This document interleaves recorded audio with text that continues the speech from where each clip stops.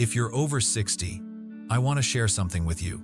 Every decision you make each day, from what you eat, how you sleep, to how you move your body, directly affects your heart. But what if I told you that there's one habit that seems harmless, yet is quietly harming your heart every single day? As a cardiologist, I've seen far too many older adults walk into my clinic feeling completely normal, not sensing that anything is wrong, only to leave with a diagnosis of high blood pressure, blocked arteries, or worse, on the brink of a heart attack. The sad truth is, most of them don't even realize they're doing anything dangerous. And it's not just about snacking or skipping exercise. It's a simple action they unconsciously repeat every day, unaware that it's slowly weakening their heart. In this video, I earnestly urge everyone entering their senior years to stop this harmful habit immediately. Not only that, I'll also share the 10 most dangerous habits that are damaging your heart daily. These habits all contribute to a higher risk of heart failure, stroke, or even sudden death. The good news is, there's a solution. You just need to know what to stop doing and what healthier choices to make instead. Please watch this video until the end, because the number one dangerous habit, the one I see in nearly every patient every day, is the most important change you can make. Let's get started. To me, breakfast should be a source of positive energy to start the day. But after years of working with elderly patients, I've come to realize for many people, breakfast is actually a heart attack on a plate. Bacon, sausage, buttered toast, sugary cereals, fried eggs, and coffee with cream, all delicious, but silently doing more damage to your heart than you might think. These foods are packed with saturated fats, trans fats, and sugars, the very ingredients that send your cholesterol skyrocketing, raise your blood pressure, and inflame your arteries. As a cardiologist, I've witnessed a frightening reality. Most heart attacks happen in the morning, right after people eat this kind of breakfast. Why? Because in the morning, our blood tends to be thicker than usual, and a heavy, fatty meal forces the heart to work harder to pump at a strain an aging heart simply can't handle well. If you're over 60, your body no longer has the resilience to cope with that kind of daily stress. The good news? You can change all of this simply by making smarter breakfast choices. I often recommend my patients eat oatmeal with berries, boiled eggs, whole grain toast with avocado, or even just a fruit smoothie. These options don't just lower cholesterol, they also support digestion and provide steady energy throughout the day, all without harming your arteries. To me, breakfast can be a healing medicine, or, on the other hand, something that slowly wrecks your health. What you choose to eat the moment you wake up can shape your entire day of well-being. And if you're still unsure about which foods are good or bad for your heart, don't worry, you're not alone. Many older adults struggle to make the right choices, especially in the morning, and I'm here to help make that easier for you. I've realized that most older adults, including my former self, don't truly understand how dangerous salt can be. People often think it's enough to just sprinkle a little less salt on their food, but the truth is not that simple. Salt hides in many seemingly harmless foods like canned soups, bread, sauces, pickles, potato chips, and the ready-made meals we consume every day. Too much sodium causes the body to retain water, increasing blood volume and putting greater pressure on artery walls. Over time, this leads to high blood pressure, a silent disease that damages your heart, kidneys, and brain without you even knowing. High blood pressure has no obvious symptoms, which is why it's called the silent killer. As a cardiologist, I've seen countless patients come in with heart failure, and looking back, the cause was simply eating too many salty snacks every day. For older adults like me, the salt requirement is much lower than for younger people ideally. No more than 500 milligrams a day, which is less than 1 teaspoon. Now, I always read nutrition labels carefully, steer clear of processed foods, and prioritize cooking at home. I use herbs and fresh lemon to enhance flavor instead of relying on salt. Even small changes like choosing unsalted nuts over salted ones, or refusing frozen meals, help protect my heart more effectively. I've learned that your taste buds will gradually adjust after just about 2 weeks of eating less salt. Food still tastes just as delicious, but more importantly, my heart feels much lighter. That's why I always remind myself, cut back on salt before it shortens your life.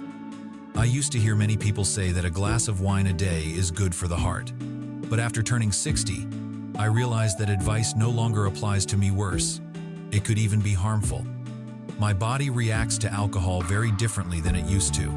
My liver doesn't process it as quickly. My blood pressure spikes more easily, and my risk of arrhythmias has increased significantly. As a cardiologist, I've seen many patients people my age suffer from heart failure, strokes, and atrial fibrillation, simply from drinking 2 glasses of alcohol a day. Alcohol doesn't just damage the heart muscle, it also contributes to fat accumulation around the heart and causes inflammation in the body. In addition, it reduces the effectiveness of medications for blood pressure, diabetes, and cholesterol that many older adults rely on daily.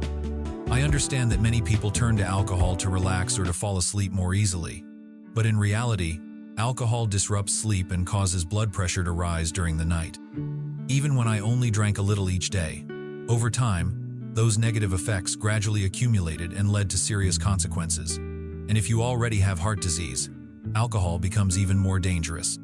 That's why I always remind myself and advise my patients to quit drinking entirely. But if that's not possible, I recommend they limit it to 1 drink per day, and not every day. Since making that adjustment, I felt my heart beat stronger, my sleep deepen, and my overall health noticeably improve. Alcohol may temporarily numb stress, but ultimately, it weakens the heart. I don't want a small daily glass of wine to become the thing I regret for the rest of my life. I've met so many people over 60 who complain that their health is declining day by day, yet they don't realize that a sedentary lifestyle is the silent culprit. As a cardiologist, I've seen far too many older adults spend most of their time sitting watching TV, reading, or lying in bed without knowing that this habit is quietly inviting heart problems into their lives. I understand there were times when I too thought, I'm old now, I don't need to exercise anymore. But I'm not asking you to go to the gym or lift heavy weights. I'm simply and sincerely urging you, take a walk every day. Just 30 minutes of walking at your own pace can reduce the risk of heart attacks by nearly 50%. That's a number worth thinking about. When I stopped being active, I could clearly feel my body becoming sluggish, my blood circulation slowing down, a sense of heaviness, and sometimes even high blood pressure, and I knew something wasn't right. Lack of movement leads to fat buildup, clogged arteries, a weakening heart, and with that comes the risk of heart failure, stroke, or even death. I choose to walk because it's the simplest and most effective way to protect my heart. Just stepping outside for 15 minutes in the morning and another 15 in the evening makes a noticeable difference. Walking clears my head, relaxes my mind, helps me sleep better, and also keeps my weight, blood sugar, and cholesterol levels in check. The great thing is that walking is completely free, requires no equipment, and is the most powerful medicine I can give my heart. That's why I always remind myself, don't wait for your body to send warning signs before making a change. Start today because my heart deserves to be cared for now. I think by now all of us understand that smoking is extremely dangerous. But there's one thing I used to underestimate the extent of the damage caused by just 1 cigarette or even from inhaling secondhand smoke. In the past, I thought smoking only harmed the lungs, but then I realized with every puff I took, it wasn't just my lungs, my heart was also being damaged. Cigarette smoke attacks the endothelium, the inner lining of the arteries, causing inflammation and accelerating plaque buildup, which narrows the blood vessels and increases the risk of heart attack. When I turned 60, my doctor told me that blood vessels at this age become weaker and much more vulnerable. I've met patients who never smoked in their life, but because they lived with a smoker, they still developed heart disease. That made me realize I could no longer ignore the dangers of secondhand smoke. I've come to this conclusion. There is no safe level of exposure to tobacco smoke. Even if you've been smoking for 40 years, quitting today can still help your body recover to some extent. Within just a few months, your heart will be at significantly lower risk of serious problems. I used to be tempted by light cigarettes and vapes, thinking they were less harmful. But then I realized that's just a trap. Those things are no less toxic than traditional cigarettes. My heart needs clean oxygen, healthy blood flow, not constant attacks from those toxic puffs of smoke. Quitting smoking isn't easy, I understand that well. But I started by talking to my doctor, trying nicotine patches, and joining a support group. And from the moment I dared to say, I'm quitting, I took the biggest step toward protecting my heart. My body began healing from that very next day. I used to think snoring was just a minor issue, But once I understood more, I realized snoring could be the sound of a heart struggling and exhausted every night. I was diagnosed with sleep apnea, a condition in which breathing repeatedly stops and starts during sleep. At first, I had no idea I had this condition. I just constantly felt tired during the day, had headaches in the morning, became forgetful, and had trouble concentrating. I thought it was just age catching up with me, but the real cause was hidden in my sleep. As someone who had seen a cardiologist before, I clearly remember the doctor asking in detail whether I snored, if anyone had noticed me gasping for air, or stopping breathing during sleep. And I was truly surprised to learn that sleep apnea can significantly increase the risk of high blood pressure, heart rhythm disorders, stroke, and even sudden cardiac death. Thanks to the doctor's advice, I went for an overnight sleep study, a very simple but extremely important step. After that, I started using a CPAP machine to help with my breathing at night, and I genuinely felt a dramatic difference. I slept better, woke up more refreshed, and most importantly, I felt my heart getting stronger. Sleep is not just about rest and jits, the time when the body, especially the heart, recovers. If you snore loudly, have interrupted breathing during sleep, or feel exhausted all day long, please don't ignore it. Snoring isn't just noise, it's a warning signal. Take care of your sleep, because that is also how you take care of your heart every night. I used to think that silently enduring, keeping stress, anger, or sadness bottled up inside was a way to show strength. But then I realized that it was only hurting my heart bit by bit without me even knowing. Prolonged negative emotions increase stress hormones like cortisol and adrenaline in my body, making my heart beat faster, narrowing my blood vessels, and raising my blood pressure. If this keeps happening again and again, sooner or later, it can lead to serious consequences such as heart attacks, strokes, or even sudden death. I used to maintain a fairly healthy lifestyle, eating well, exercising regularly, but my heart still encountered problems. Later, in conversations with my doctor, I came to understand that the root cause lay in the fact that I was constantly bracing myself against pressure. From family matters, financial worries, to feelings of loneliness, I kept it all to myself, never sharing with anyone. Like many older adults, I used to say things like, "I don't want to bother anyone," or "I'm used to living under pressure." But now I understand that after turning 60, my heart no longer has the strength to silently weather emotional storms. I've learned to share. It might be a chat with a close friend, a session at a senior club, a few minutes of meditation, or simply writing a few lines in a journal. These seemingly small actions have helped me feel much lighter and more at peace. I no longer underestimate the power of emotions. My heart doesn't just pump blood, it feels everything I try to hide. Peace of mind, I've come to realize, is the most powerful medicine. And the more I learn to release emotions in a healthy way, the stronger, more resilient, and more grateful my heart becomes. I used to think that grabbing a portion of French fries or a burger in the afternoon for convenience wasn't a big deal, especially as life gets increasingly hectic. But then I realized that these fast foods, though convenient and tasty, were silently damaging my heart day by day. They're full of trans fats, saturated fats, and salt, things I couldn't see with the naked eye, but which have a powerful destructive effect on my blood vessels. I used to think, it's just one meal, but in reality, every bite contributed to raising my cholesterol, causing inflammation, and gradually thickening my blood over time. As someone who has gone through cardiac treatment, I've seen far too many heart attacks happen simply because of eating habits like these carried on for years.